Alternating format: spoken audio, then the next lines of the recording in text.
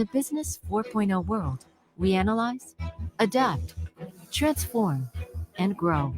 With over 400,000 IT experts, Tata Consultancy Services leverages the power of digital technologies to reshape global businesses and industries, empowering communities and individuals across the world, building a better future, future forward.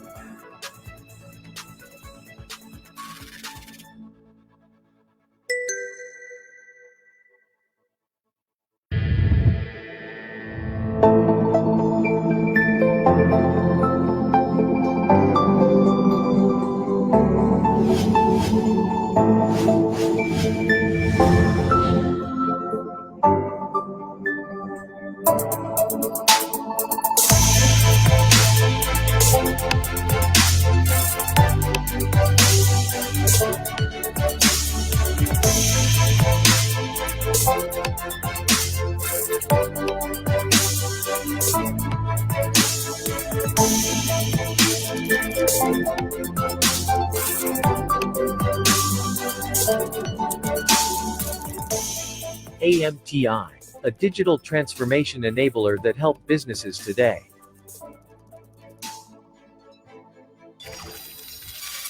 AMTI, technology that transforms businesses. A titanium partner of Dell Technologies. Mahigit sa 20,000 na ang confirmed ng PPE. Isa sa ilalim na ang Metro Manila sa...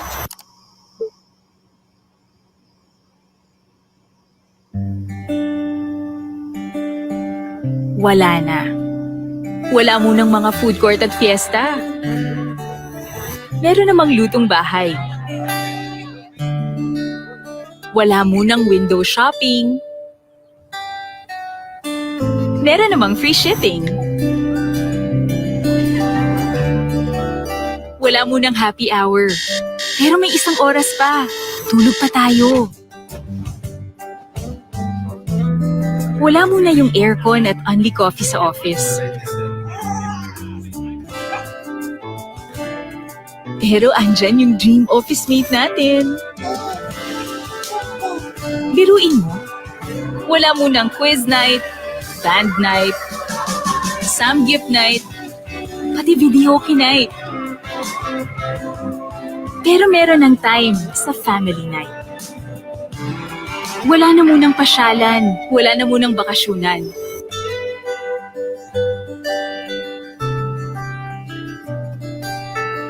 Okay lang siguro mawala lahat ng yon. Huwag lang ito.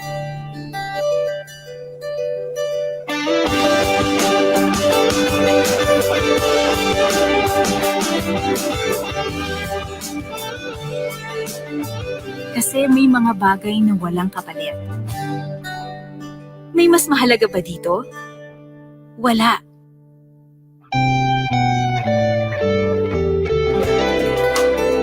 Rediscover what matters.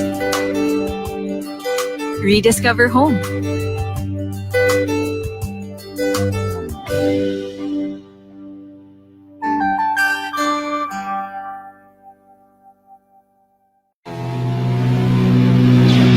Break through a world where big data beats your worries. A world that gives you priority when innovations come. This is the GigaLife on Smart Signature.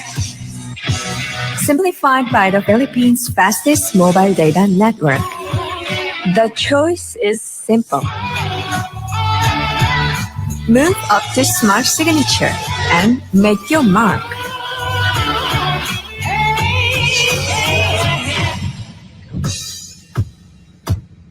How do I know it's meant to be? Simple, smart ako.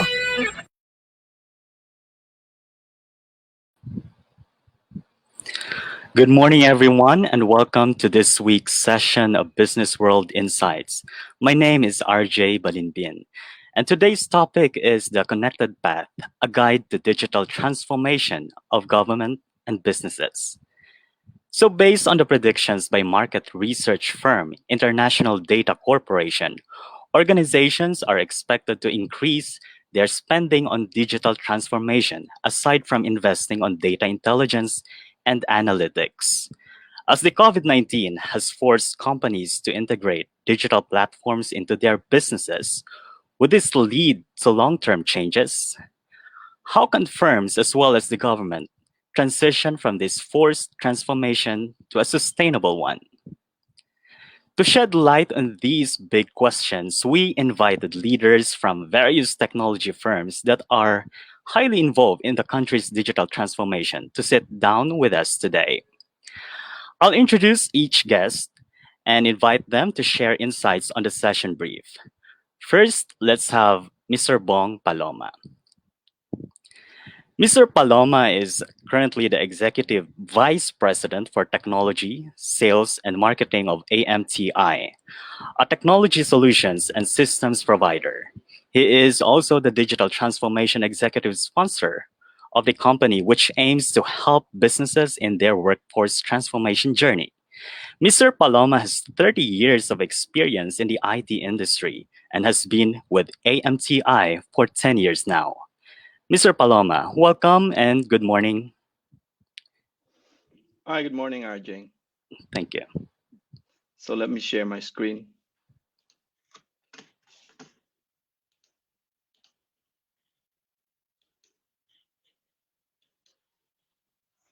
Oops. Okay, I'm good. Okay, hi, good morning again. How are you today? Before anything else, I would like to wish all of you good health and that you're all safe in the comforts of your home and loved ones. In the last 7 months, we have all experienced what this pandemic has brought us. It has decimated businesses, destroyed jobs, and wiped away years of economic gains. I liken this pandemic to Thanos from the movie Avengers. Just like Thanos, with a snap of his finger, our GDP dropped to 16%. It brought industry leaders and contenders to their knees, closed down SMEs and left millions jobless, and sent home overseas Filipino workers with very few options for work. Indeed, we do live in unprecedented times. Thankfully, we are here today living in the new normal, albeit virtually and digitally. This morning, we would like to share insights and trends in technologies that have helped us navigate our business in one of the most trying times in our history. During the pandemic, I could only think of two keywords that can aptly describe what all of us have experienced. These are disruption and change. Our business and our lives have been disrupted, and we all have to go through many changes. Before the pandemic, though, as the world entered the fourth industrial revolution, change and disruption were already happening in the first world countries, brought about by a technology trend called digital transformation. And today, the COVID-19 the COVID-19 has accelerated the adoption of digital transformation across industries. So what is digital transformation? Simply put, digital transformation is the integration of digital technology into all aspects of a business, fundamentally changing the way companies operate and deliver value to customers. It's a new way of doing business using digital technology. It is also a culture change that requires organizations to continually challenge the status quo, to experiment, and to get comfortable with failure. Now, allow me to share with you some of the key formulas for success when doing digital transformation. First, leadership is very important and the political will. Second, budget. Third, the human factor and the psychology behind it. Fourth, the technology and your options to buy those technology using CapEx or OpEx. Now, let me first start with leadership and the political will to succeed. Good leadership will set the platform for individuals and departments to work in synergies for achieving organization's digital transformation goal. You have to clearly define your goal and your specific business outcomes. Once you have decided and you have plotted your milestones, you have to be patient with them and you have to have the willingness to do what it takes to succeed. And of course, acceptance and resilience to failure is very important. Second, budget. You have to have the appetite to invest. Most companies struggle with this, especially when being asked to look at their return on investment. But in our company, we have this saying that we always strive for first world objective, first world solution, but always third world budget. In short, that's what we call in Filipino as discarte, or in English, Filipino ingenuity. You don't have to invest in the most complex and most sophisticated and expensive systems. You have choices. You just have to work with the right partner. Next is the human factor. A lot of people are doing work from home now, but work from home is not a one size fits all solution. There are several factors that you need to consider, such as job profile, responsibilities of an individual, her or his status in life, his or her discipline and mental maturity, and of course, stages in life. Sometimes human factor, this is where culture comes in. Remember, culture eats strategy for lunch. Then there is technology. You have to equip your workforce with mobile computing devices for them to engage. You have to invest in a solid and reliable internet connection. Look at cloud technologies. Set up a hybrid environment. Look at infrastructure as a service, software as a service. In order to achieve agility and scale, you have to modernize your applications and invest in digital payments. Then there is the threat of cyber. There are cyber threats. You need to transform your very complex layered security into something that is very simple and intrinsic in nature. You have to extend your security policy from the core of your network to the edge all the way to the cloud. Lastly, you need to put in place systematic and database-driven applications and invest in artificial intelligence and machine learning for better insights and analytics to aid you in when you're doing critical business decisions. Then lastly, there's the option to do OPEX or CAPEX. Cash is kind of difficult nowadays. But when you're just buying productivity tools or collaboration or workflow kind of tools for your business, in order to mitigate your risks, arrange for a subscription model so that when you outgrow that particular software, you can always discontinue the subscription and replace them with a better one. Some companies, balance sheet is important to them. And if you have the cash, invest in CapEx for your current workload. However, always on demand for your future workload. Now, the Philippine business landscape is changing. And what I'd like to do now is to examine some of the initiatives that our government is undertaking to achieve its aim towards a one digitized government. First, I'd like to start with DICT. What are the things that they're doing? So the common tower policy is already in place that will help the telecommunications company to accelerate the number of cell sites.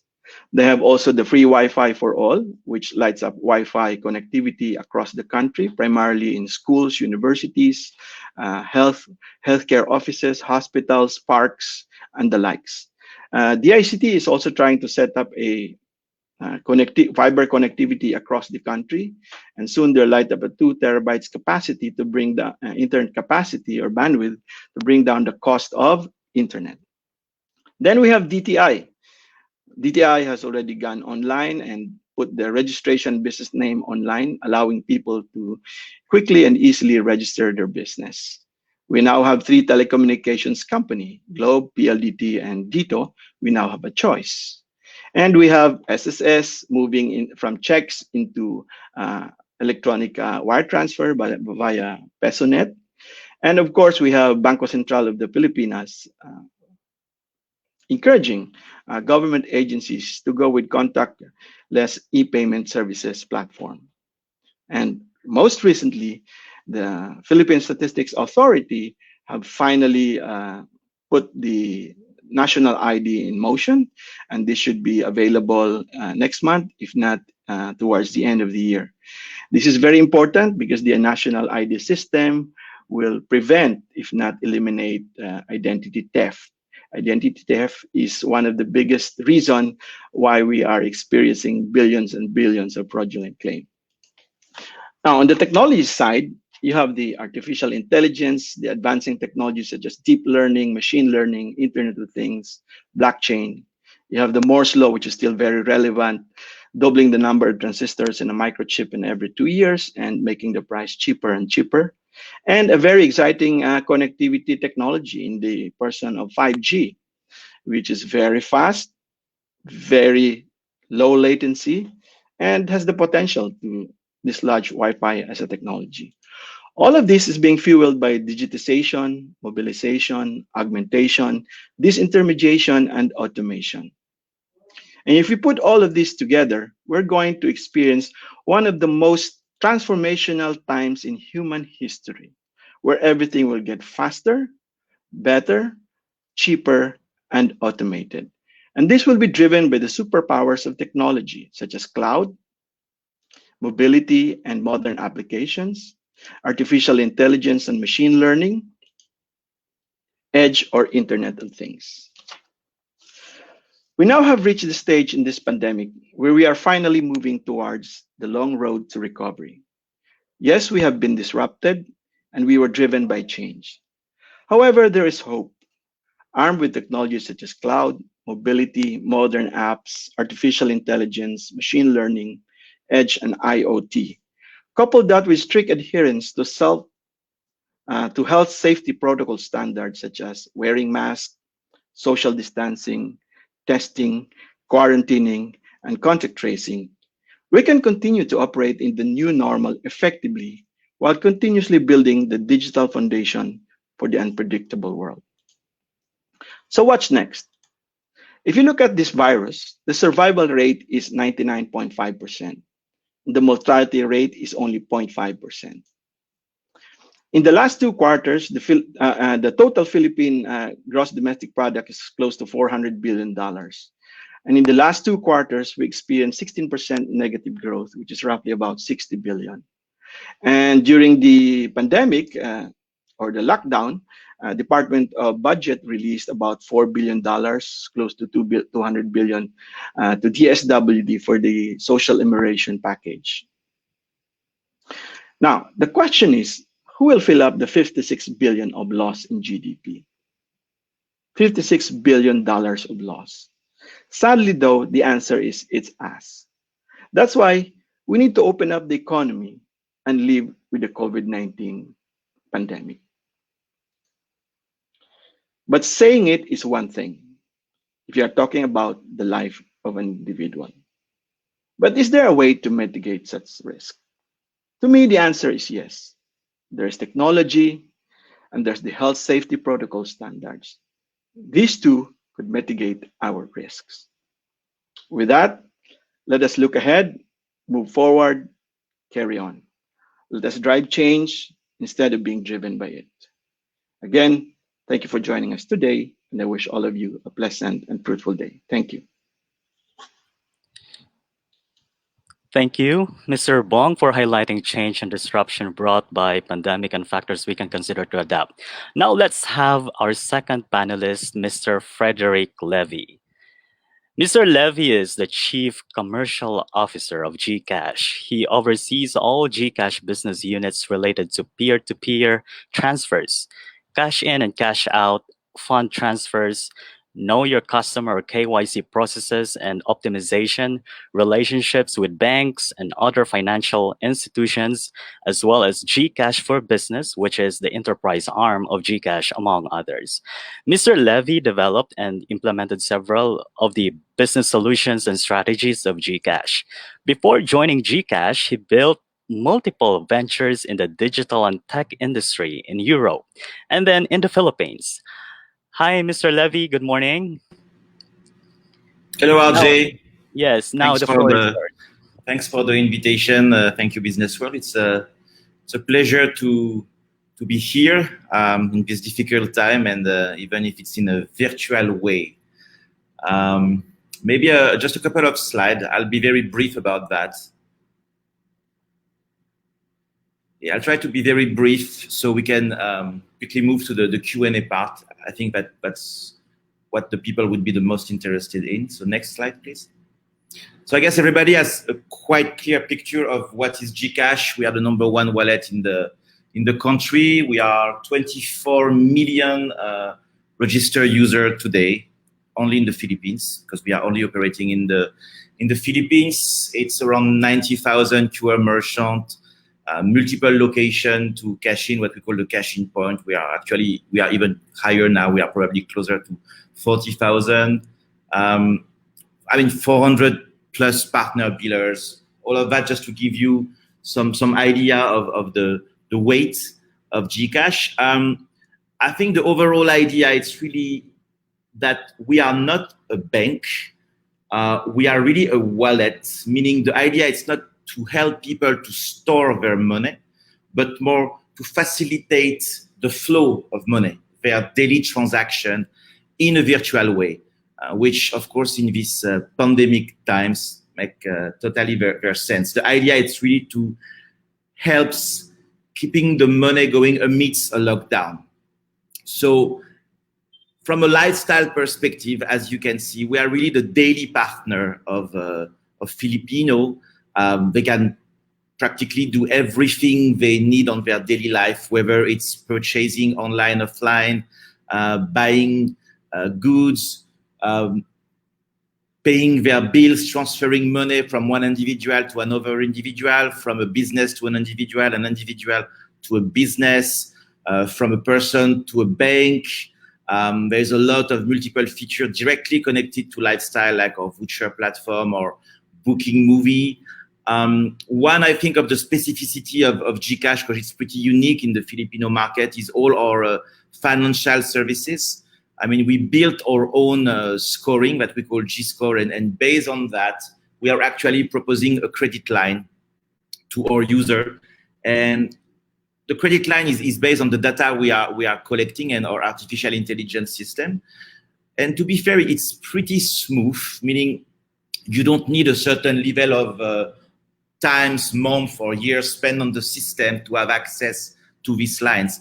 It depends on the frequency of your operation. And actually, if you use the app just for a limited period with a regular flow, you already have access to a certain level of credit line, who can go up to 10,000 peso per month. So it's quite significant for some family. We also propose products such as J saving or G investment. On the saving, we are proposing rate that goes from 3.1 to 4%. So it's really, really competitive versus the market. So again, that's the idea, to give access to financial services to population who don't necessarily have access to, or even in some case, completing the experience of people who are already in a bank and have a bank account, but see value to complete their overall experience through GCash. Maybe next slide, please. Well, again, I think that's something that makes sense these days for any person who wants to maintain a financial activity without multiplying the visit outside or using cash per se. So as you can see, we are really relevant in these complicated times on the payment accepted part, whether it's online, offline, PayPal, or whatsoever. On the relationship with a supplier, we are offering a lot of different solutions.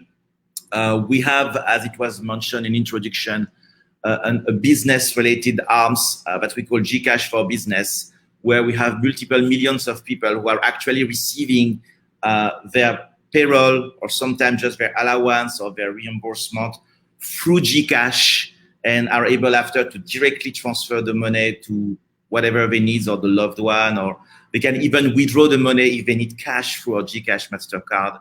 And as I was mentioning earlier, I think in this tough time, that's also where our financial services definitely make sense That's what I was mentioning earlier. We are now coming with insurance products, and before the end of the year, there will be significant initiatives connected actually to the segment of financial services. Next slide, please. So just wanted to close that short introduction about the pandemic aspect and the impact on specifically our business. So honestly, it's pretty complicated to guess now what will be the new normal. For the moment, the situation is a stay-at-home situation.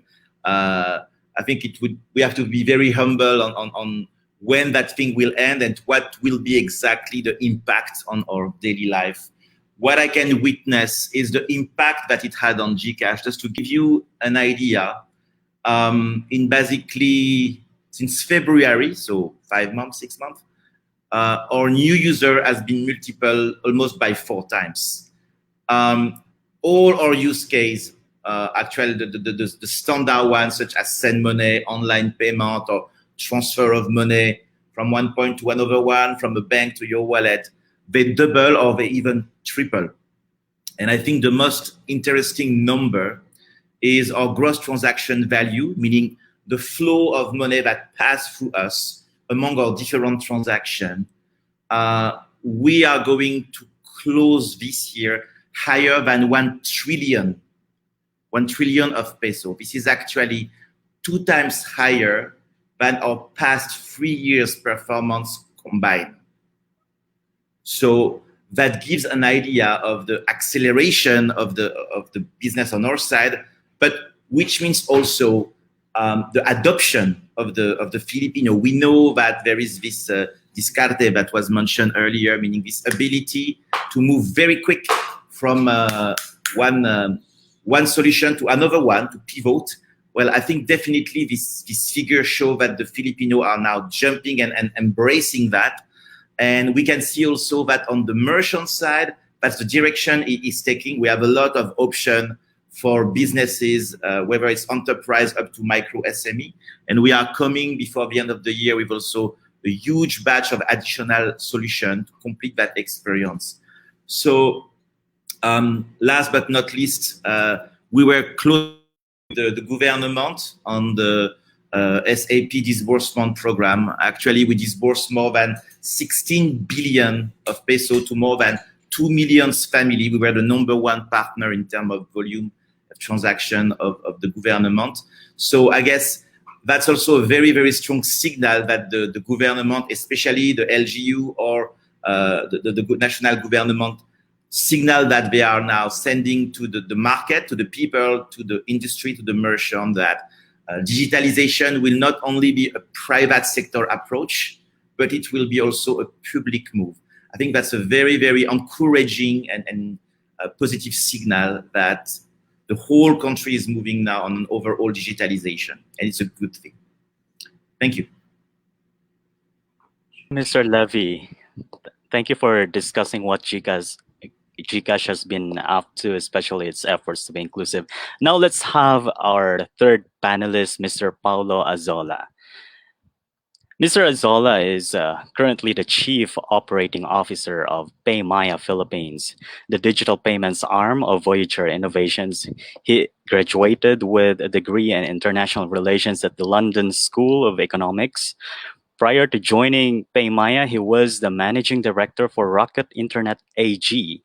He was responsible for financial technology. He helped grow Rocket's influence in the alternative lending and mobile payments verticals, covering fundraising, idea generation, and acquisitions. Mr. Azola, good morning.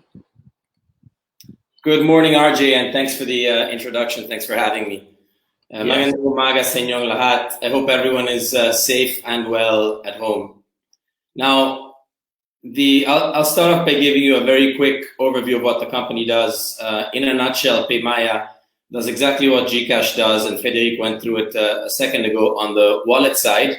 PayMaya is also a merchant acquirer, the largest one for online and the fastest growing one for face-to-face or in-store transactions. And at the same time, we're also the largest network of remittance agents in the Philippines through our own Smart Padala by PayMaya. Now, how has digital transformation changed over the last 6 or 7 months? It was already underway in a very, very significant way before COVID started. It was underway both at a global level and at a local level for large companies as well as for small companies in developed markets, as well as we know much better than anyone, in emerging markets. The digital transformation really started from a vision. It was executed in many cases as a hedge or even as a desperate attempt to survive the future. And it became the management consultant's most favorite or most fashionable phrase, the golden ticket of any management consultant. Now, COVID was the single largest catalyst for digital transformation that we've ever seen. Now, let's just think about our work from home arrangement that we have today. At PayMaya, we went from the entire company working from the office on March 13th, and the day after, we were working from home. Every single employee of PayMaya was working from home. So if there is a silver lining anywhere for tech-oriented companies in this very challenging moment, it is that transformation or digital transformation has happened at an unprecedented pace. Now, specifically in the Philippines, what we've seen is we've seen companies who were previously keen on embracing digital payments. Suddenly, these guys were in the driver's seat, and they were able to effect change at a faster pace than ever before. We have some examples in the QSR space where they moved online very fast. They embraced conversational commerce. We have some examples in the grocery space. Of course, that was also a fantastic recipient from the online perspective. And at the same time, we even saw companies who previously saw digital payments as a nice to have, and in some cases even as a nice to not have. They embraced digital payments, and they were forced to really adopt digital payments in a way that before they'd never really wanted to. And I really think that this happens in an environment where government really is leading the way. Removing red tape and championing the ease of doing business, that's something that government's been doing since for the last few years. But the acceptance of all sorts of payments only brings a fantastic advantage to customers when customers start adopting it. And the last few months, we've seen an unprecedented adoption of online payments for government. Abong also mentioned earlier SSS as one of the examples. That's a key partner of PayMaya's. And I think Frederick mentioned the distribution of funds to people in need. That's also something that PayMaya partnered with government on. Now, embracing and even enforcing digital payments over cash is something that government has started to do. So it used to be embracing, and now it's starting to be, from a government perspective, almost enforcing digital payments to happen over cash. And we've worked at PayMaya, we worked closer than ever before with government. Policy is now a driver of digital transformation and of digital payments. Now, this could never happen. What I mentioned earlier about companies and government embracing digital payments could never happen in a vacuum. It doesn't happen without a consumer really wanting it to happen. And at a faster pace than ever before, we've seen consumers diving into a new way of exchanging value. And we've seen a greater adoption than ever before over the last 7 months. We've had the strongest adoption of the wallet, or new users coming onto the platform.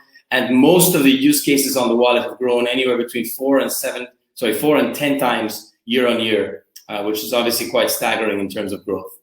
So if we are to make the most of the current situation of what we've been thrown into, and if we are to see a silver lining anywhere in this pandemic, it's really the acceleration towards a better world and towards a world where everyone has access to digital payments. And it really, I think, flattens the world and democratizes the access to financial services, especially in a country like the Philippines.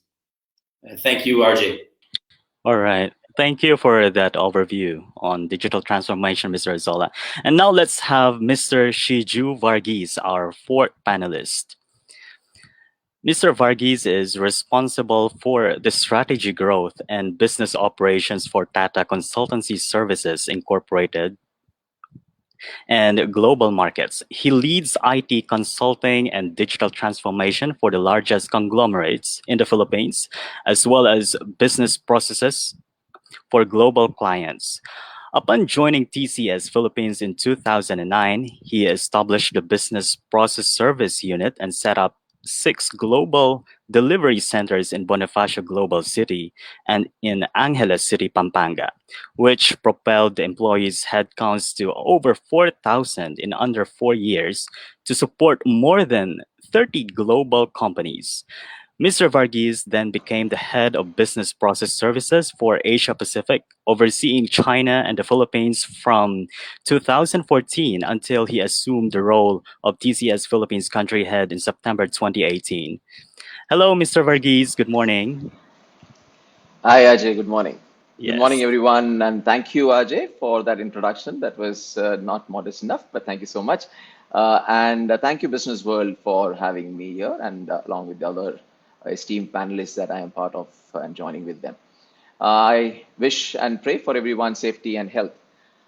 We all know that even before the COVID started, pre-COVID scenario, the digital capability like cloud, AI, agile methodologies, or any of those, as we heard from other panelists as well, always held a transformative potential. Now, companies do recognize the digital importance in their business and business operations. Now, some companies, I believe, were quick in being ahead of the game in terms of adopting those digital transformation journey, and others were more of wait and watch as the technologies were maturing over a period of time. But majority of the company, most of the companies fell somewhere in between, which is neither embracing it completely nor dismissing it in terms of what the digital technologies and the transformation initiatives can possibly bring in terms of the business proceedings. Now, definitely the digital technologies are bringing an unprecedented change, and it's an unprecedented scale that we are seeing at this point in time. Now, but as the COVID swept the globe early this year, the digital acceptance, adoption, and transformation journey just accelerated, as we heard from Paolo and others, right? Now, that just that was pretty much immediate when companies responded. I would assume that if we had asked all the speakers on this panelist as well, including, had we asked this question that how long will you take to make people work from home and be digital completely, including me, I would have probably guessed another 3-5 years for me to put up a plan. But this COVID situation basically accelerated in so much that within 2 weeks, all of us were working from home. And we were pretty much comfortable doing so, and we realize that now. Now, that's the change that this pandemic has brought in. But having said, there is definitely a revenue decline. There is definitely a business impact that we have seen. Now, surprisingly, despite the revenue decline, an astonishing 90% of the companies have largely retained their spend and the budget.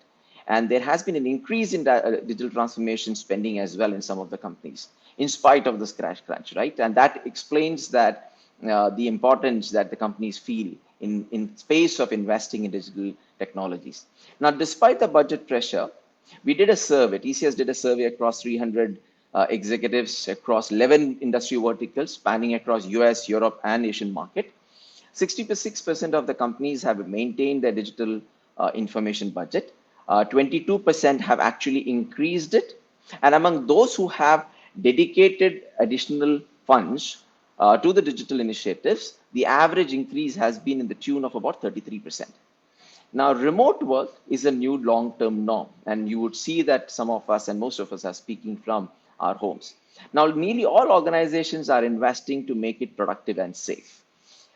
Before the pandemic, on an average, 9% of the workforce is estimated to work from remotely, either home or a remote location. That has gone up to 64% as per the survey results. Now, that has resulting in companies to change their technology investments, which has brought in because of this pandemic. Now, most common increase have been in technologies that support the remote work, and from our perspective, and when we see all the companies where they're investing. There has been about 65% increase in the collaborative technologies, which is anything to do with Zoom and Teams and the platform that we are right now virtually interacting with. There has been an increase of almost 65% by the companies. 56% increase has been in cybersecurity, as rightly pointed out in the previous panelist, cybersecurity threat. And that's where 56% increase as we have seen. Almost 51% in the cloud and agile technology, which is basically making it much more resilient. Now, organization does recognize these technologies are critical for resilience in the face of this pandemic, and that digital capabilities will continue to be essential in the post-pandemic world also. But the accelerating transformation that is underway is not only about performing better during the pandemic. The changes will endure over the long term. As such, despite cash constraints, there is an imperative to turn the current investments that organizations have done to a long-term advantage and benefits to the organization. Now, while some people believe that many employees will return to workplaces post the pandemic, and internally speaking to our employees, we found that 33% of the people really want to come back to work for various reasons. They miss the social element and the social capital that we have gained it, which is true. There will be a reason that we today are able to work in a remote and in a virtual way because of the existing social capital that we have built over a period of last many years that we have worked together among people. That social capital at some point in time is going to deplete away if we don't stay in touch with people and continue to work with people. And that's the reason why we believe that while many people will continue to work, but a larger portion, 40% of the total workforce, will work remotely by the year 2025. And if this prediction is right, then about 2/3 of the people who are currently working from home may continue to do so even after and post-pandemic scenario. Now, from our estimate and from what we have spoken to the companies across this region, the primary work from home adoption will be seen more in banking financial services, where 44% of the respondents responded that they will, followed by energy sector and then manufacturing sector. Now, those in the Asian region are more likely to be adopting the work from home or a remote working model, which stands at about 45% as compared to European companies and European people, which stands at about 41%, and Americans, surprisingly, the last is about 37%, where they believe that they will be working from home. Now, having said, I just want to leave with one message, that is, the key is basically during the pandemic what we have gained because of no choice. People have to respond and adopt and accept and get to the digital transformation journey. The key is to be resilient and adaptable. We need to continue to be resilient and adaptable as we look forward post-pandemic world, and definitely remain as much as possible relevant to our customers. That's going to define the success criteria for organizations in the coming new era. Thank you, Ajay. Back over to you. Thank you, Mr. Varghese. Thank you for pointing out how companies and employees react to digital technologies and work from home setup during the pandemic. Now, let's have our speakers back on screen for our Q&A.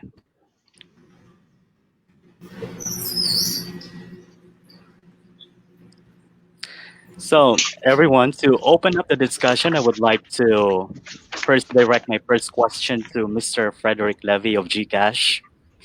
Mr. Levy, according to a survey, the top challenges among respondents surrounding digital transformation, like cybersecurity concerns, lack of budget, of tools, in-house skills, and a formal strategy, all these remain the same as when asked several years ago.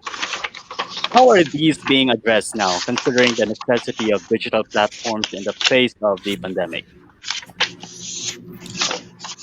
Okay, so I think the first thing is to have a clear picture of what do you want to achieve when you go digital. Okay, because it's so wide.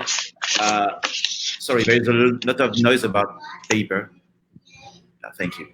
The first question is really, what do you want to achieve from a digital standpoint? Where do you want to focus your energy? Because it's so wide, especially when time is essential, like now in COVID period. You really have to aggressively make some choice to go as fast as possible. I guess the advantage of GCash is that it's a very straightforward system. The platform is very simple, very accessible, and understandable for everything. So the learning curve is pretty smooth.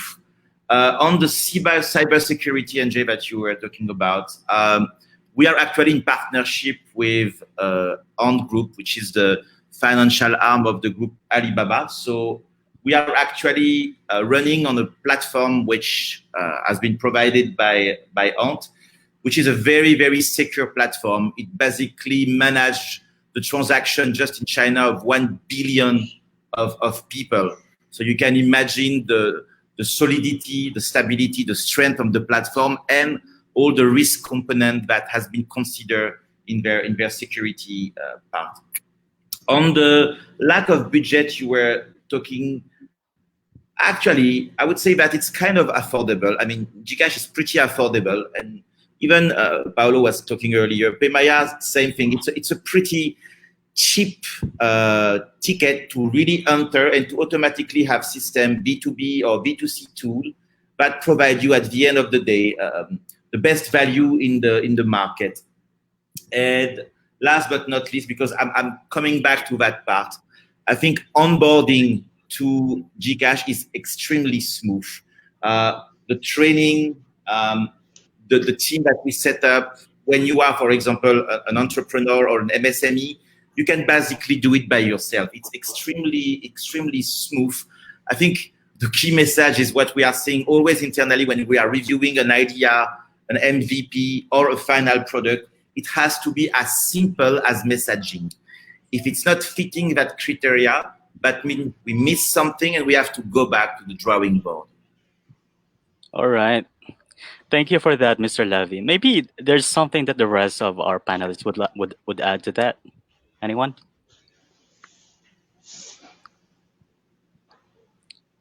Mr. Varghese? Yeah, I can go for that, Ajay. Okay. See, in my view, there are certain business behaviors that companies need to adopt. As you rightly said, these existed even before, right? It has not changed. But what is going to be different now is about companies adopting certain business behaviors, right? And the business behaviors, as we say, stands at, let me call out four, right, for the benefit of this group. One is, as we call it, driving mass personalization, which is being intelligent. Amazon is a great story. If you look at Amazon and when we go and do shopping over there, it basically has an AI running behind it, and then it tells you exactly what will be your next, predicts exactly what will be your next choice. So that's about driving mass personalization. Second is about creating exponential value by being automated, right? Which enables you to unlock new revenue streams as well as expand your the addressable market base or the customer base that you have. The third is leveraging the ecosystem, right? You have a larger ecosystem now. We live in a world which is boundary-less. So leveraging the ecosystem is a business behavior that we need to adopt to be able to make a difference in this new era. And fourth, and I would not call it last, but definitely the fourth reason could be embracing the risk. With more and more, being on internet and internet connected devices, etc., that the cutting edge cyber threat is also existing, right, in the world that we live in. Hence, these are the business behaviors that organizations has to adopt, and this won't happen overnight. There are certain definite steps that organization needs to take, which includes collaboration with peers. When I say collaboration with peers, while we have competition, but there is a great way to collaborate with competition as well for being a success factor. Second is adoption of the agile methodologies. We need quick wins, and being agile is one of the way to get there. Definitely having a buy-in from all the stakeholders involved in the process. Otherwise, it will fizzle out. It cannot be just an IT department initiative, right? It has to be a business initiative, and it has to come right from the top of the organization all the way down. So we need the stakeholders involved and their buy-in as well to make any of this work and make it long-standing. The other could be having, while we have a sight on competition, but in the world has become such an open world where you can get inspiration from any of the industries around you, even if you're not part of that industry as a business unit. And definitely machine first is important because take away all the task which is more mechanical in nature from people and let people focus on something which is value driven and value focused task. These are a few steps initially that organization can possibly take to adopt some of the behaviors which will be long-standing in the post-COVID and even in the digital technology world in the real meaning. All right. Thank you, Mr. Varghese. Now, are there any focus areas of digital transformation you can identify that business owners and the government should look into? This question is open for all. Who would like to take this first? Maybe Mr. Azola? Yeah, sure. Thank you. Yeah. So we've seen, let's start with government and then we'll move on to enterprises or companies. And I think there are parallels between the two. On the government side, I think the thrust needs to happen at both the top government side or at the national government side, as well as the local government unit side. And that's exactly what we've tried to do, is we've tried to work with the national government agencies, but at the same time to work at the local government unit level. I think the priorities and the requirements might be quite different from national to local, and that's something that we've been able to tackle over the last few years. Now, when it comes to companies, really, to me, the crux of the equation is if you have a, generally speaking, company to make a 5-year digital transformation plan. They then are quite inflexible about it because it's been board mandated or board agreed, which is exactly what you need. You need a mandate from the top. And over 5 years, digital technologies change. You end up 5 years later with exactly what you wanted, but at exactly the wrong time.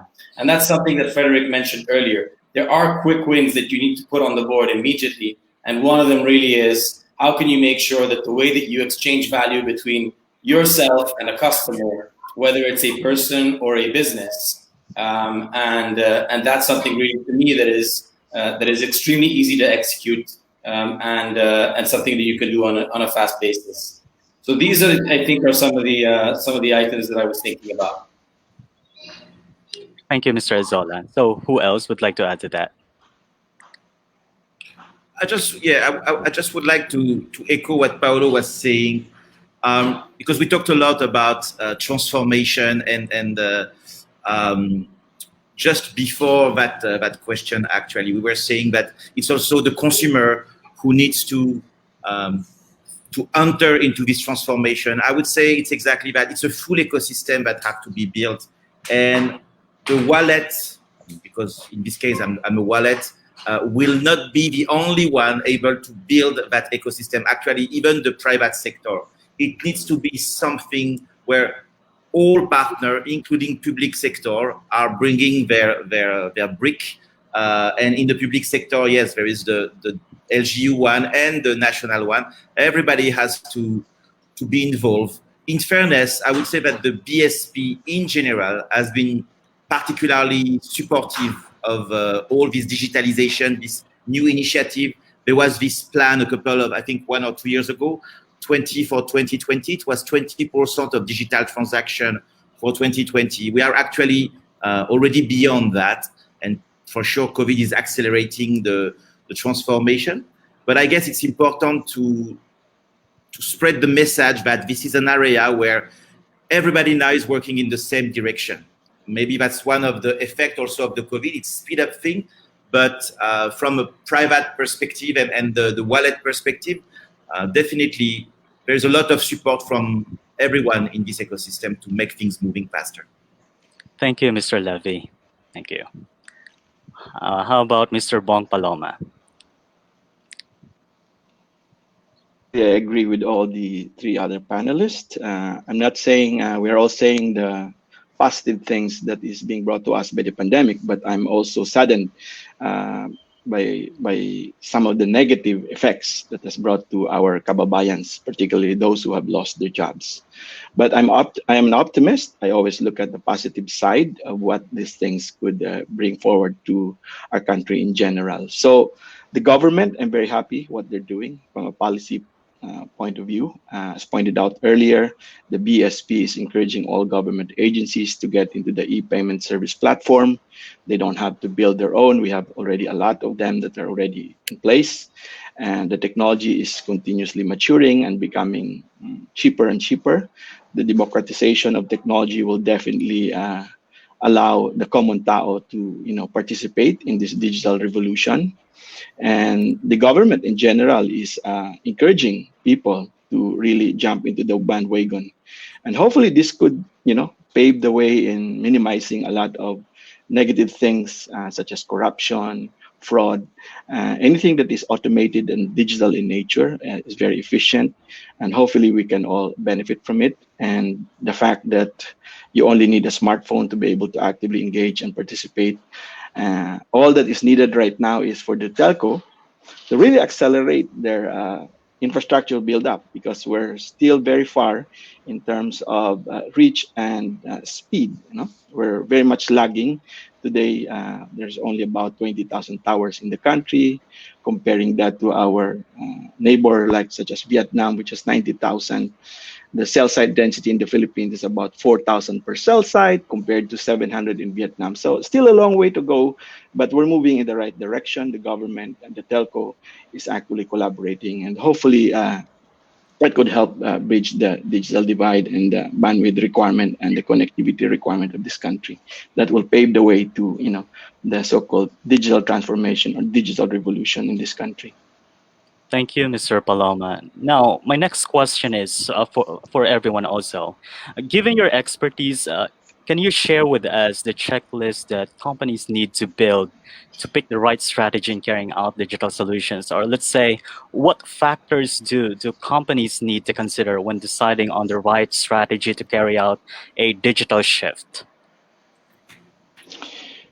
Yeah, if I may answer that. Yes. Yeah, first of all, there are dozens and dozens of options that you have to consider when you're entering into a digital transformation journey. The first thing that you should do is what kind of business outcome you want to achieve. Okay, and how do you want to deliver this to your customers?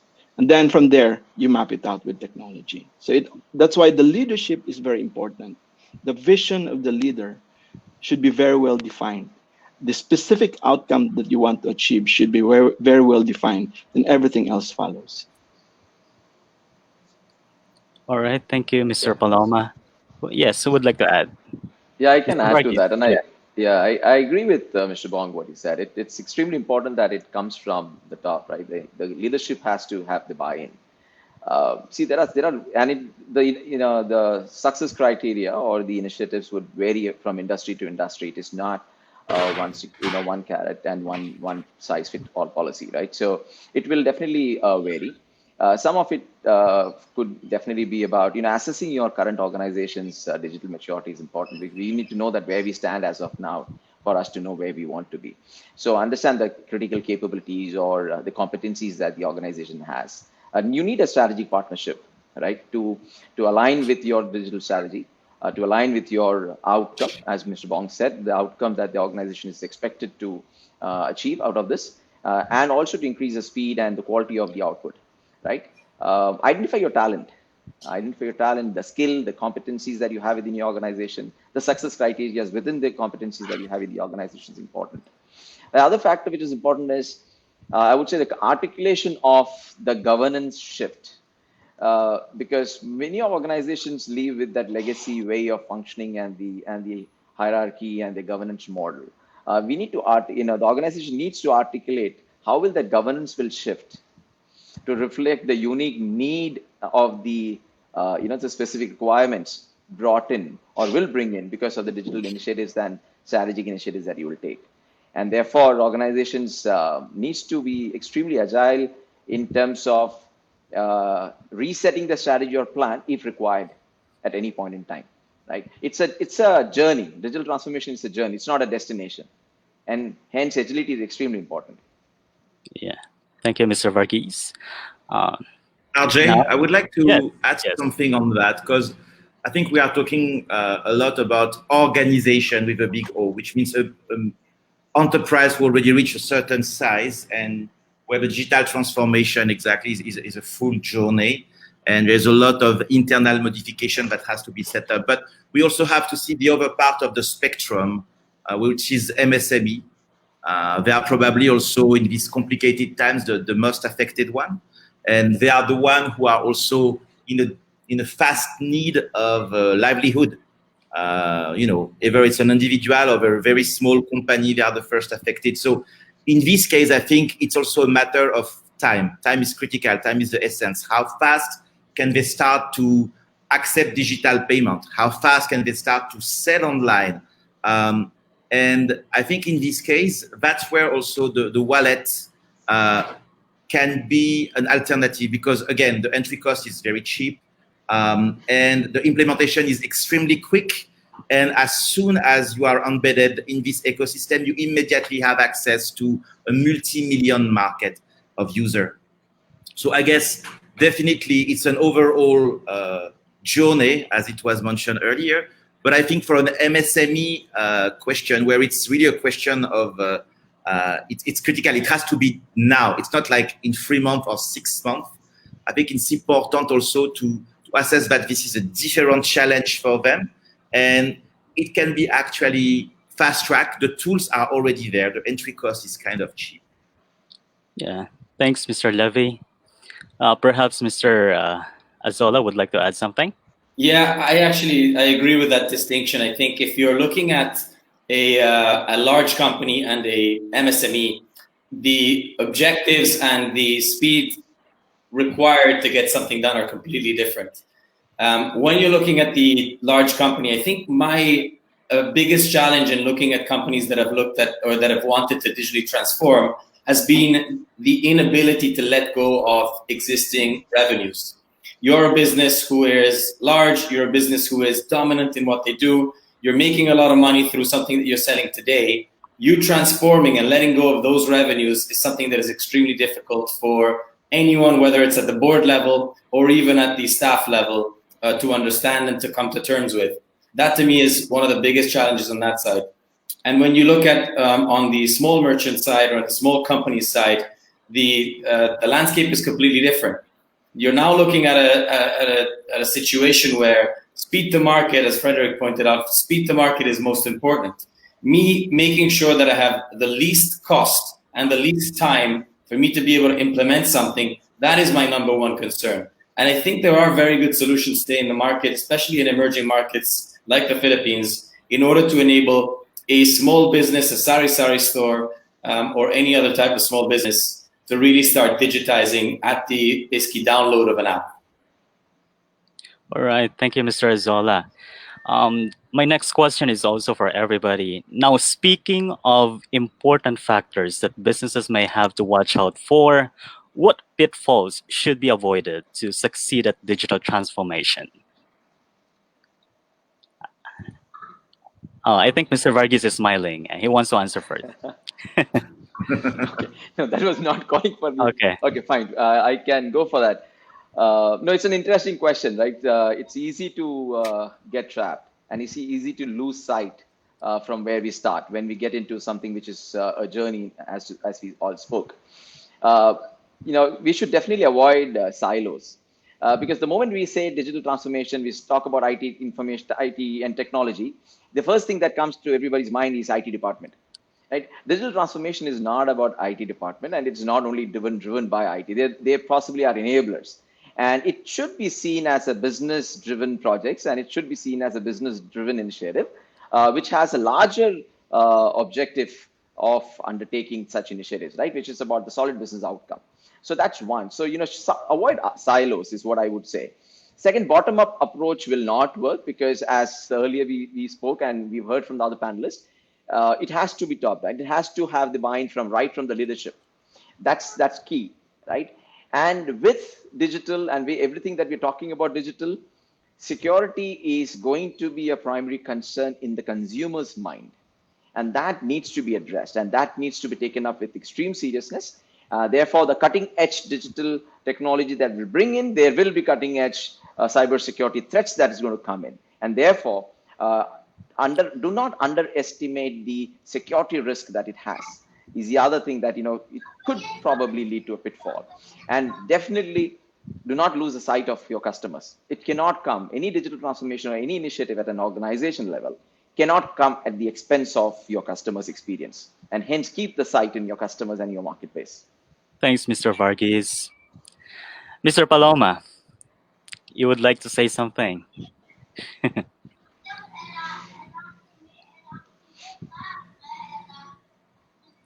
You're muted, sir. I totally agree with Shiju that you can be easily sidetracked when you're doing this digital transformation journey. But once you define the specific outcomes, I think you should stick to it And as you go through it, you have to have the appetite to accept failure also. They have this saying in the technology space that you have to fail fast, no, and then recover, because it's not going to be a perfect world. And I also agree that it should not be driven by IT, but the business outcome should be driven by the frontliners. And because the frontliners are always engaged with the customers, you have to make sure that you listen to them and they have a lot of inputs. And once it's passed on to the IT, your IT should be agile and adaptable to respond to these market demands.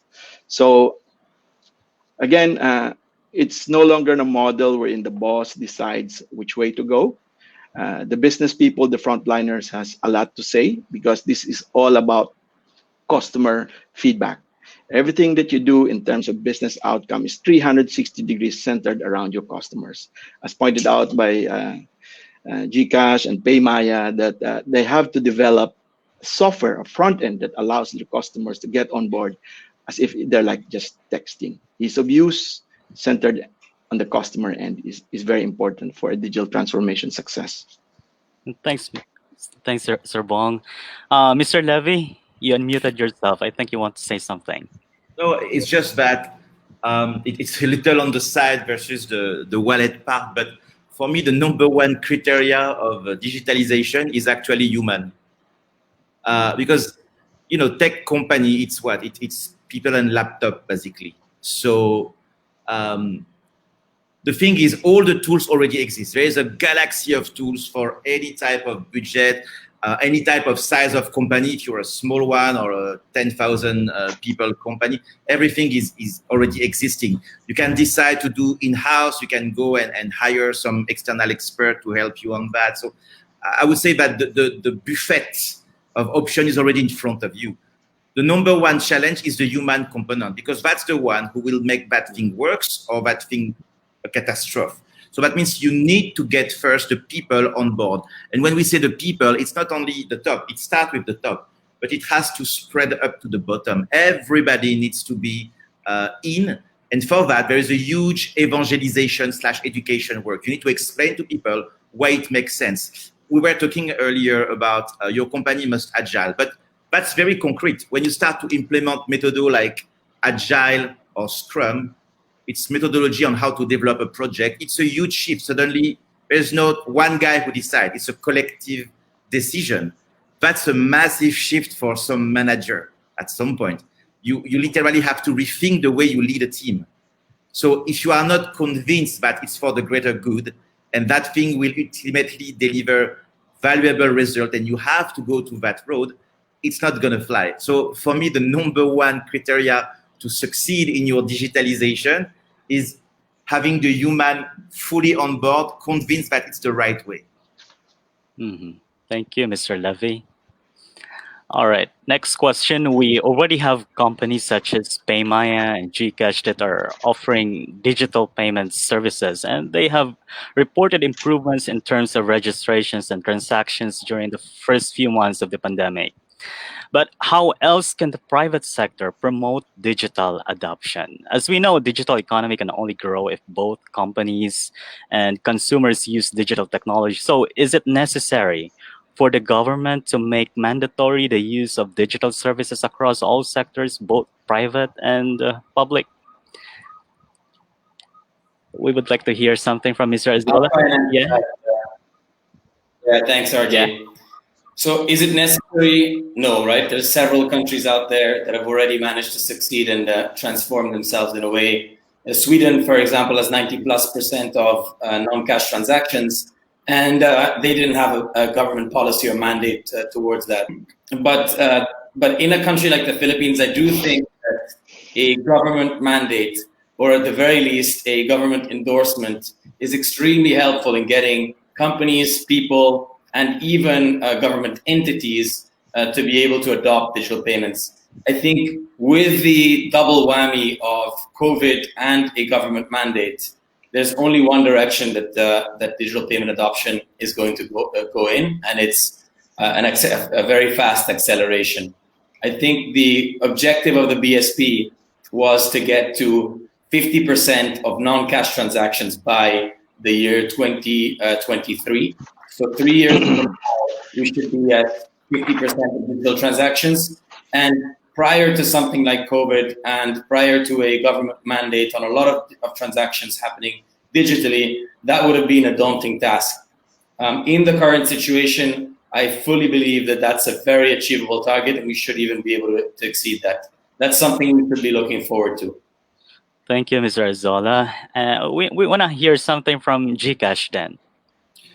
Actually, I'm totally aligned with Paolo, and you know, usually this question arrive often on the table, and we are often aligned on that one. It's working. You know what I mean? Again, it's not that we are in a situation where we don't see any progression. The digitalization of the payment is not something that is ramping up. No, it's already working. Again, I was quoting earlier the 20% of digital transaction for 2020. Now Paolo is 50% for 2023, and he's right. I mean, this is not, you know, figure that people throw on the table hoping that one day it will arrive. No, it's really on its way. I think going back to what I was saying earlier about the SAP disbursement, it's a very, very strong signal, meaning the LGU, the government are choosing the most advanced technological way to send money to the population which are in the highest need. That's a very strong signal, right? The natural expectation of a lot of people would be these people need cash, but that's not the choice that they are doing, because they know that it's faster, it's going to be smoother, it's going to be easier, it's going to also push people to adopt the digitalization much faster. So this kind of symbiotic relationship between private and public sector, at least on that specific topic now, is working. It already delivered results. And I'm exactly like Paolo, I'm very optimistic that we are on the right track. It's unfortunate that this is dramatic circumstances like the COVID who are giving a kick on that adoption. But the facts are there. It was very good before. It was already there. And now it's even faster. Again, I will quote that number that I gave earlier. We will finish the year at more than 1 trillion of gross transaction value. It's, as I was mentioning, 2 times higher than all our transactions in the past 3 years combined. It gives you an idea how it's massive. So the adoption is there. The relationship between the government component and organization administration and the private player is working well. So let's just keep on maintaining that relationship, keep on improving it, and everything will go well. We will reach this 50% for 2023, I'm convinced. All right, thank you, Mr. Levy. And I think, can we have one question from the audience then? So we have one here from the audience. What initiatives DFS providers like GCash and PayMaya have embarked on to address risks to the Filipino consumers, given this big digital shift has also led to fraudulent financial schemes like fake SAP accounts distribution? Yeah, I'll kick that off, RJ. Okay. Thank you for the question. I think it's a very pertinent question, especially this year.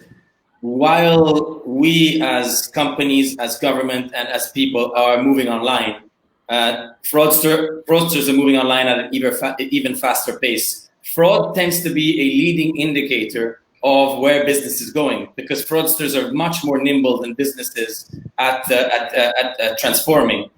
And so what we have seen is a much stronger requirement on our side to fend against these things. I think that the e-wallets, and in particular, I can talk about PayMaya, but I'm sure that Federico will be saying the same on his side, have stepped up over the last 5 years since we really started to gain traction, really stepped up and understood the value of keeping the system safe and fraud-free in driving digital adoption of payments. And I do think that the fact that people are jumping onto digital e-wallets has actually been a testament to that. People now trust e-wallets in a much better way, or in a much stronger way than they did 5 years ago. And that's, I think, a fact. Now, what PayMaya cannot control and what other e-wallets cannot control is every other participant in the system.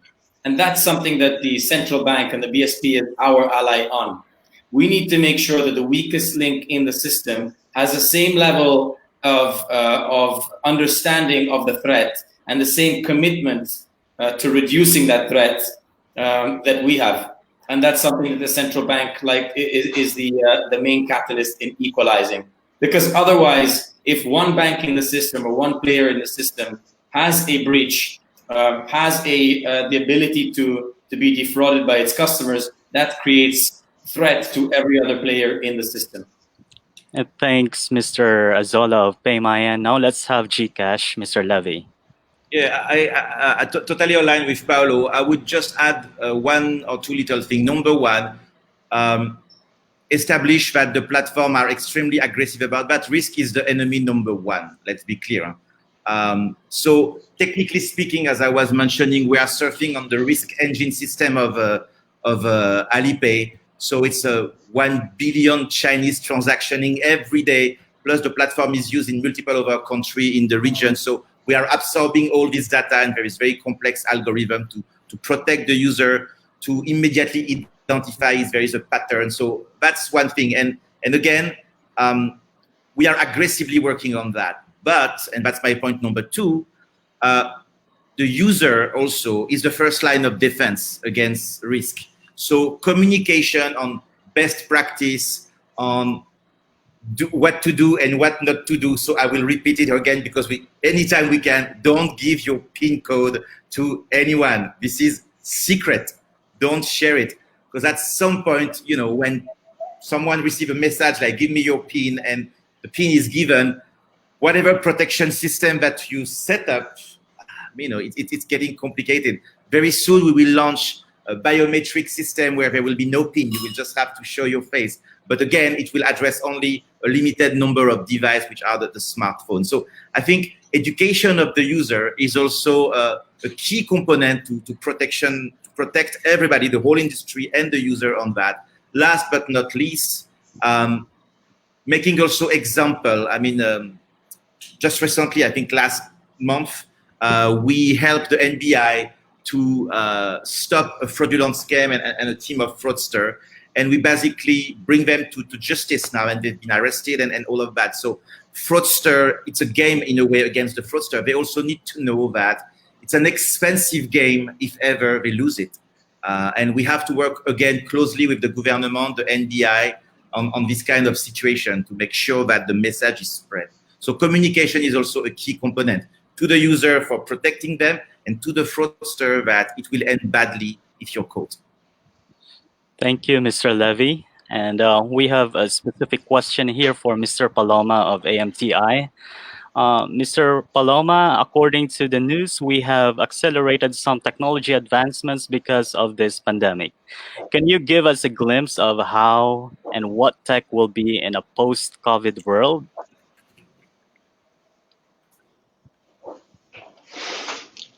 Okay, that's a very broad question, but let me answer it in several ways.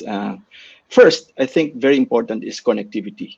Okay, I think the connectivity piece is a big enabler to really fuel the digital economy of this country. And what I can say on the connectivity piece is that we're moving in the right direction, although it's still a long way to go. It's a long way to go, but the efforts of the government and the three telecommunications company and the other service providers will definitely help.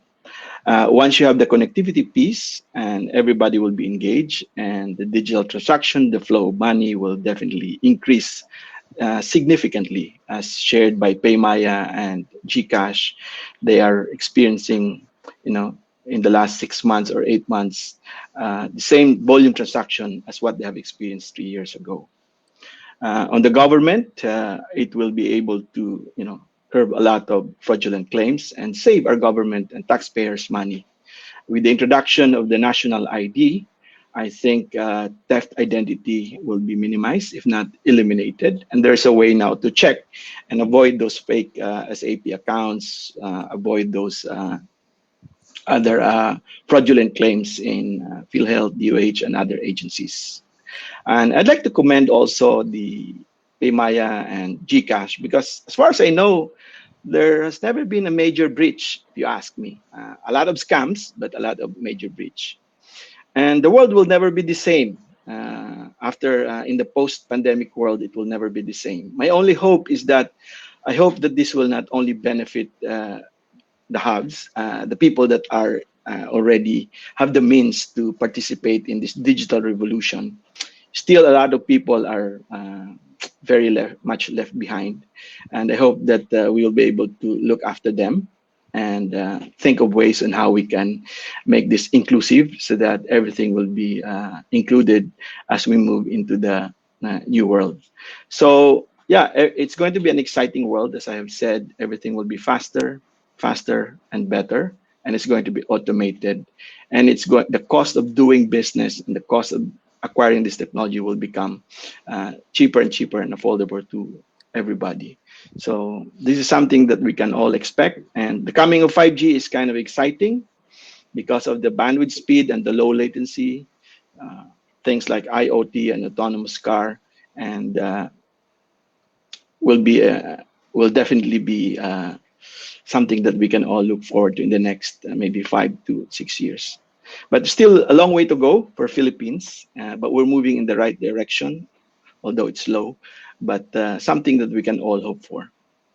Thank you, Sir Bong. Now, at this point, we would like to hear your closing statements. Maybe if there's anything you'd like the audience to take away from this discussion. Let's start with Mr. Varghese. Thanks, Ajay. And see, it's been a great and interesting session that we had, and everybody who spoke and contributed to a few things comes out very clearly. First is it's a promising future that all of us have. So everybody's optimistic, and that's extremely good to know, and that's what is key, right? So the future is promising.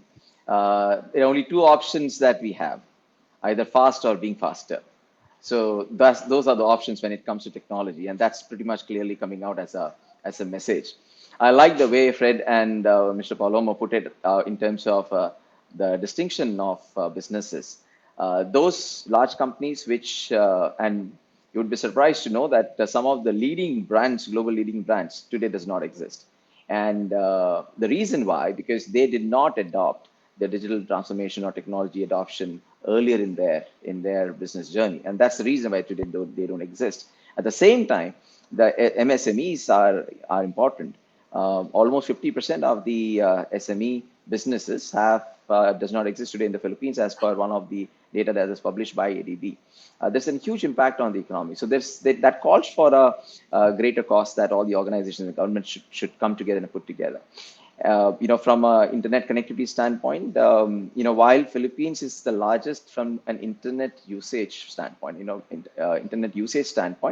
but when it comes to digital adoption and the reach of connectivity and the digital divide, it is pretty still long way to go. It's about, I think it standard about 65, ranked number 65 among the world countries that we compare with.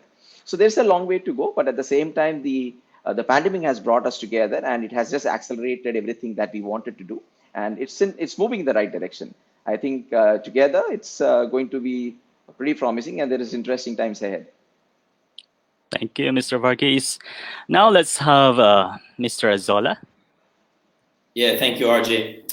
I think if there's anything to take away from what we were saying today, it's that it's with everything that has happened with businesses closing down, with people dying. I think the number one duty that we have as the business people really is to make the most of the situation that we've been thrown in and to help as many people as possible, especially in a country like the Philippines where we do have a significant amount of people below the poverty line.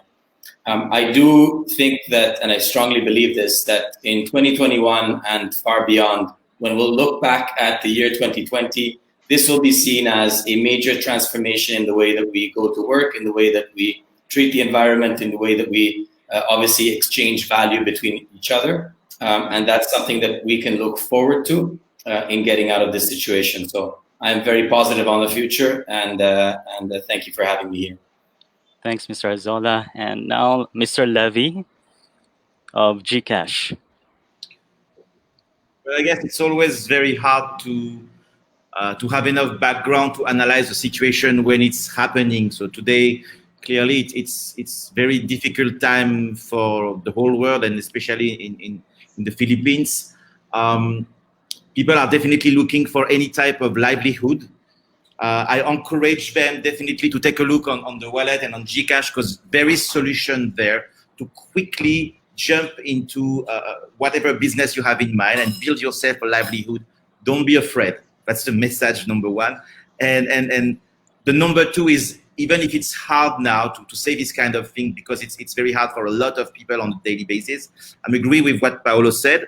There will be somehow not only negative consequences of what's happening, it will probably also be the moment there was a significant pivot, and eventually we'll see the fruits of that pivot, and everybody will be able to take advantage of that. There will be no one left behind. I'm pretty convinced about that. The inclusion is the word that keep on coming, and sometimes is it for the good reason? It's unclear, but I think in this particular case, clearly that road is getting to be an inclusive road for everyone. All right. Thank you for highlighting the inclusion, Mr. Levy. And now, Mr. Bong Paloma of AMTI. Again, thank you, RJ. Thank you, Business World. And I also would like to take this opportunity to thank our major partner, Dell Technologies. They are very instrumental in pushing us to go into this digital transformation journey 2.5 years ago. And we did it to address the situation of traffic. And while doing it, we really struggled with the ROI. That's why in my presentation, I said you have to have the appetite to invest. But during pandemic, it was very clear that that's where the ROI is realized. And in the last 23 years of our history as a company, our business has been doing very well, and we broke records during the pandemic. So again, thank you for Dell Technologies for guiding us. As we move forward towards the new normal, I think things will never be the same. I think change is something that is inevitable. I can only hope that it will be changed for the better. And talking about change, in closing, I would like to share a quote from one of my favorite philosopher, Socrates. The secret of change is to focus all your energy, not on fighting the old, but on building the new. Again, thank you, and I wish everyone a pleasant day. That was beautiful, Mr. Paloma. To our viewers, we have taken careful note of your comments, and we will forward them to the speakers. Many thanks to our speakers for this insightful discussion, Mr. Bong Paloma, Mr. Frederick Levy, Paulo Azola, and Mr. Shiju Varghese. And Business World would also like to thank our sponsors, Tata Consultancy Services Philippines, Globe, AMTI, Dell Technologies, PLDT, and Smart. And of course, to everyone who joined us today's discussion. Catch the third session of Business World Insights Connectivity Series next week, Wednesday at 11 a.m. with the topic Internet, Technology, and Education, Connecting Schools and Students in the New Normal. Be sure to tune in to Business World's social media pages to be updated on our next projects. Again, this is RJ Balinbin, and this has been Business World Insights. Thank you very much. Keep safe and good afternoon. Oy, TikTok ba yan? Oy, sali. Oy, whoa. That's good. That was beautiful. Okay, I'm uploading now. Uploadable, yeah. I'm uploading. Yeah. Go for it. Okay, ito na. If you had 5G, uploaded na yan, like, right away. Wow, what a segue. Hey, I can do that too. Because today's episode is about journey to 5G. So, Miguel, for an average person like me, what is 5G? How is that different from the 4G on my phone right now? Okay, let's rewind to the days of 1G. Take these guys out. 1G started back in the 80s, and back then you could only do analog voice calls. And then 2G came in the 90s. We had another cell tower because we could do voice calls and SMS, aka texting. Tama. Yes. And then with 3G, that enabled us to browse the web on our phones, which was super cool back in the day. And 4G, of course, we know this. We're streaming content all day, every day with everybody around us. And then, of course, we have 5G. 5G. This is just mind-blowing. It opens up Mind-blowing. so many possibilities. So many It's possibilities. crazy. It's super crazy. exciting. It's super exciting. It's everything. It's everything. So parang gusto ko na ngayon mag 5G. It's fast, no? Oh, yeah, it is. I actually have an analogy for you. Let's Okay. take these people out. So imagine 4G is like you're on a 2-lane highway. You're in your sedan, driving along with other cars. But on 5G, you're in a 10-lane highway in your sports car. Wow, Super intense! fast. Yeah. 0 to 60 in no time. Look at me, car reference. Yeah, that's actually really important because 0 to 60 is referring to latency, which is also faster in 5G. Let's go back to the car. One more analogy. I got you. So if speed is referring to how fast the cars are going, latency is referring to the driver's reaction to when the stoplight turns green. Okay. Super quick. Not as quick. Sounds awesome. So my Instagram videos are gonna be crisp. Yeah, they're gonna be super crispy, but 5G does have its drawbacks. Okay. Is that 5G has a shorter range, which means it requires more base stations to cover the same number of people in one area. Fortunately, though, there is a pro. 5G base stations and antennas are more compact, which means they're easier to install than 4G. Okay, so thanks for telling me the pros and cons, but I still think it's pretty worth it, you know? My mobile content consumption will be on point. Oh yeah, it definitely will be, but just wait until you hear the potential use cases for 5G. Let me give you an example. Okay. Think a smart city where you're having drones delivering packages to you. Wow. Super cool, right? This is my favorite. Self-driving car, that's the future. Okay, I'm game for all of that. I'm so ready. I'm gonna start saving up right now. Where's my You wallet? actually might not have to save up too much because Why? there are a lot of affordable 5G phones out right now. I know one is the Huawei Nova 7 SE. My wife has that. Hi, wife. And hi, everyone. Aw, it's okay, Janina. But anyway, stick around for the next episode if you want to know the actual use cases of 5G today. Oh nga, months na. Hi, Dad. Don't you love your favorite only daughter? You know, I Very love professional. you. I love you. I'm probably gonna cut it out anyway. And they might not. Thank you guys so much for watching, and to learn more about 5G and how it brings us closer than ever to the future, don't forget to watch Possibilities, the 5G series. And don't forget to subscribe to the Globe on the Radar YouTube channel, as well as turn on that notification bell para you guys won't miss us that much. Galing talaga. That's Janina. That's Mikael. See you guys. Bye!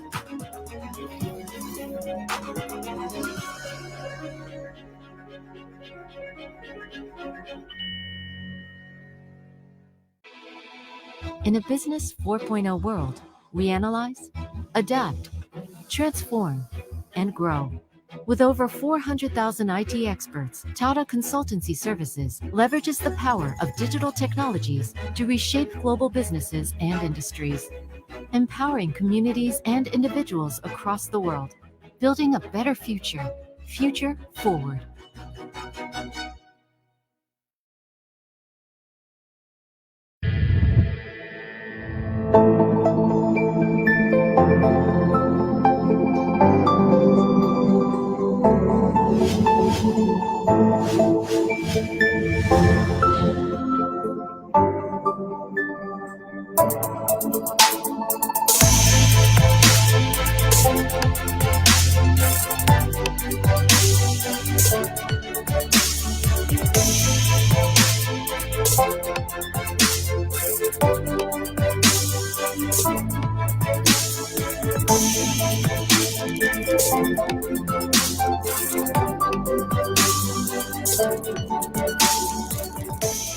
AMTI, a digital transformation enabler that helps businesses today.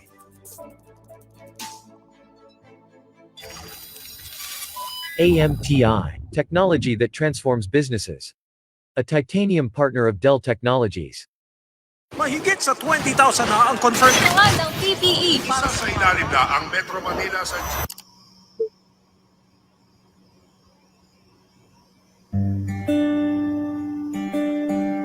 Wala na. Wala munang mga food court at fiesta. Meron namang lutong bahay. Wala munang window shopping. Meron namang free shipping. Wala munang happy hour. Pero may isang oras pa. Tulog pa tayo. Wala muna yung aircon at only coffee sa office. Pero andyan yung dream office mate natin. Biruin mo, wala munang quiz night, band night, samgyup night, pati videoke night. Pero meron ng time sa family night. Wala na munang pasyalan, wala na munang bakasyunan.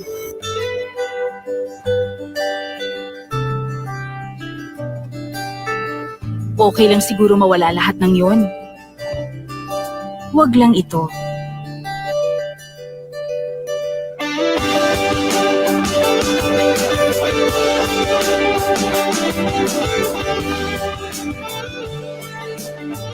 Kasi may mga bagay na walang kapalit. May mas mahalaga ba dito? Wala.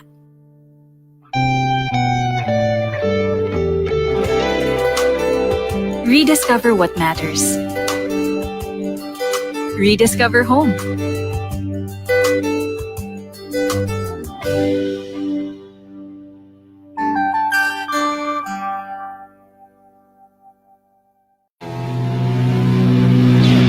Break through a world where big data beats your worries.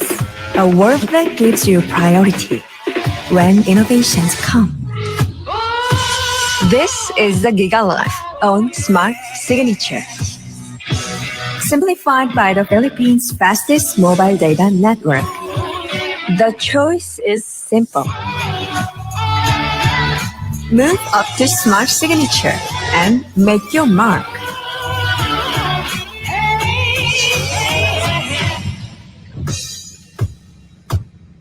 How do I know it's meant to be? Simple, smart, ako.